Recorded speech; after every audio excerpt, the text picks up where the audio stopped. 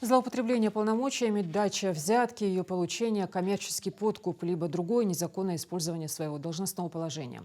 Согласно статистике, за прошлый год в стране количество осужденных из-за получения взятки возросло на 13%.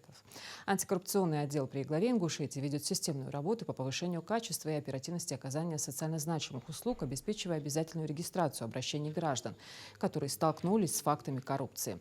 Борьба с ней в регионе идет на всех уровнях, однако никакие меры не дадут должного результата, если в этом не примет участие само население.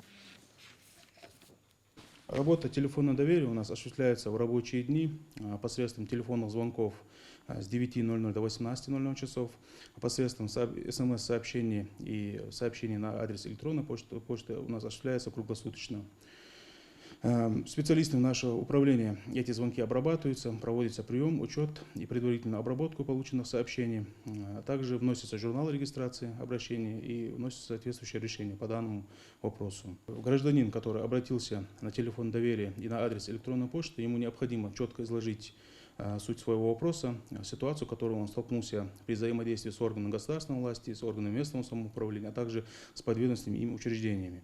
Необходимо указать фамилию, имя, отчество, контактный номер, адрес электронной почты, а также наименование организации, в котором он представляет интересы. Заявка будет рассмотрена в кратчайшие сроки, а ваши данные для сторонних лиц будут конфиденциальными. При получении таких звонков специалист нашего управления эти звонки регистрируются. В дальнейшем по ним проводится проверка, выездная проверка по ним проводится с целью устранения и выявления этих факторов. И в соответствии с федеральным законом о порядке рассмотрения обращений граждан в установленные сроки мы направляем ответ на этот запрос. Если сообщение не содержит информацию о фактах коррупции, гражданин или представитель организации, который обратился на телефон доверия, ему разъясняется, какой орган государственной власти или местного самоуправления ему необходимо обратиться по сути своего сообщения.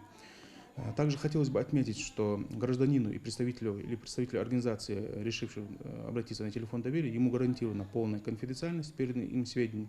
А также хотелось бы напомнить о уголовной ответственности за дачу ложных сведений.